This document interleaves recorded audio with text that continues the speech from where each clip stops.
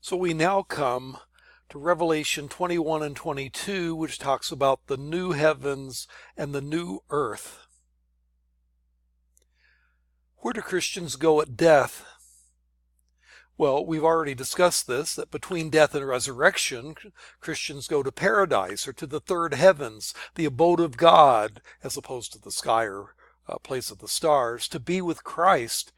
Read about that in Luke 23, verse 43, Philippians 1, verse 21 through 23, 2 Corinthians 12, and verse 4. We discussed that in a previous lecture. But where do Christians go after the Last Judgment? Well, after the Last Judgment of Revelation 20, 11 through 15, all those found written in the book of life enter the kingdom prepared for them from the foundation of the world, namely the new heavens and the new earth, as described in Revelation 21 and 22. Matthew 25, verse 34, "Come, O blessed of my Father, inherit the kingdom prepared for you from the foundation of the world." 2 Peter 3, 12 through 13, "As you look forward to the day of God and speed its coming, that day will bring about the destruction of the heavens by fire, and the elements will melt in the heat. But in keeping with his promises, we are looking forward to a new heaven and a new earth, where righteousness dwells." And then Revelation 21 describes it this way, "And I saw a new heaven and a new earth, for the first heaven and the first earth had passed away, and there was no longer any sea. And I saw the holy city, the new Jerusalem, coming out of heaven from God, prepared as a bride beautifully dressed for her husband. And I heard the sound of a voice from the throne saying, 'Look, God's dwelling place is now among people, and he will dwell with them. They will be his people, and God himself will be with them and be their God. He will wipe every tear from their eyes. There will be no more death or mourning or crying or pain, for the old order of things has passed away.'" The new heavens and the new earth in Revelation 21 and 22 is taken in different ways. A futurist approach, which is the view that I would hold to here, is that the new world is for the redeemed after the Last Judgment. And some take this as a renewal of the present world rather than a completely new world, a transformed heaven and earth, rather than a completely brand new one. An idealist will say that, this is a description of heaven even now. And there are less common views that see it as a symbol of new life in Christ or a symbol of the church on earth today. But either the futurists or the idealists, I think, are the most compatible with traditional Christianity. And of the two, I think the futurist fits with the chronology found in the book of Revelation. A few comments on 2 Peter 2, 13 through 14. Irenaeus and Methodius took this as metaphorical. They say that the new heavens and the new earth will essentially be a restored earth, and hence we will enjoy heaven on earth.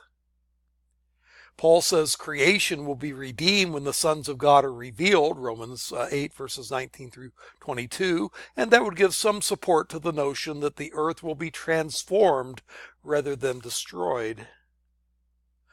On the other hand, Tertullian and Melito of Sardis took Peter literally and looked for a complete annihilation of the present order to replace by an entirely new one. Which one of those is true? I suppose we will see when we get there. Some aspects of Revelation are probably metaphorical or symbolic. When it describes the New Jerusalem as having pearly gates and streets of gold, that may well be more metaphor than literal. Some of the characteristics of that new age to come is that God will personally dwell among his people, as it says in verse 3. And I heard the sound of a loud voice from the throne of God saying, God's dwelling place is now among people, and he will dwell with them.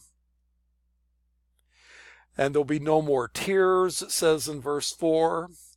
And everything will be new. The former world will be gone.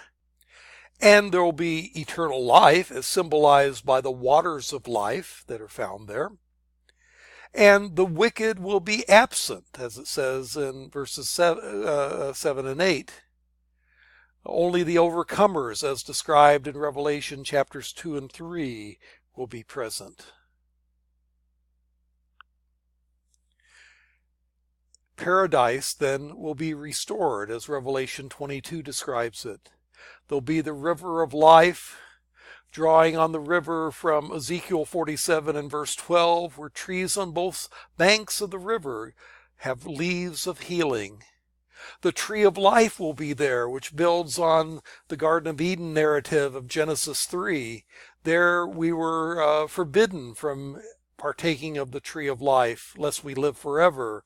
But now the tree of life is there to be freely partaken of, so that the curse of Genesis 3:22 is reversed.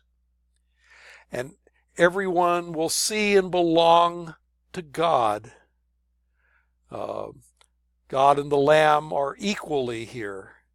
And God will be their light, and the saints will rule, just as was promised in Revelation 1 and verse 6 and chapter 5 and verse 10.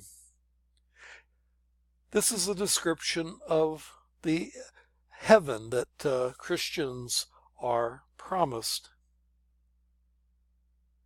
Now, are there degrees of reward in heaven, just as we argued there may be degrees of punishment in hell? Well, 2 Corinthians 5:10 suggests that, for we must all appear before the judgment seat of Christ, so that each may receive what is due us for the things done while in the body, whether good or bad. And so even Christians will receive greater or lesser rewards, depending on how we live life. Revelation 22 and verse 12 says, Look, I am coming soon. My reward is with me, and I will give each person according to what they have done. Again, that suggests there might be degrees. Some have done more, some have done less. Some had more opportunity, some had fewer. 1 Corinthians 3 also gives that idea. For no one can lay any foundation other than the one already laid, which is Christ Jesus. If anyone builds on this foundation using gold, silver, costly stones, wood, hay, or straw, their work will be shown for what it is, because the day will bring it to light. It will be revealed with fire, and the fire will test the quality of each person's work. And if what has been built survives, the builder receives a reward. If it is burned up, the builder will suffer loss, and yet will be saved, even though as one escaping through the flames. And so some will receive greater rewards, some will receive lesser rewards in heaven. 2 Timothy 4, 7 and 8. I have fought the good fight, I have finished the race, I have kept the faith, and now there is in store for me the crown of righteousness, which the Lord, the righteous judge, will award me on that day, and will not only me, but also all those who have longed for his appearing. Again, that suggests that having fought a good fight, he will have a good reward.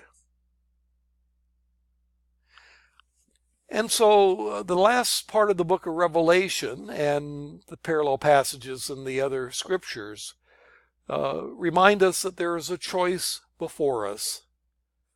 The choice of following Jesus Christ and depending on his finished work on the cross, having faith in him, and that will result in eternal life in heaven. Or rejecting all that, and that result in eternal separation of God or hell. The choice is for each of us, Christ or the devil, God or the world. We should take that choice extremely seriously. And this concludes my series of lectures on Christian doctrine.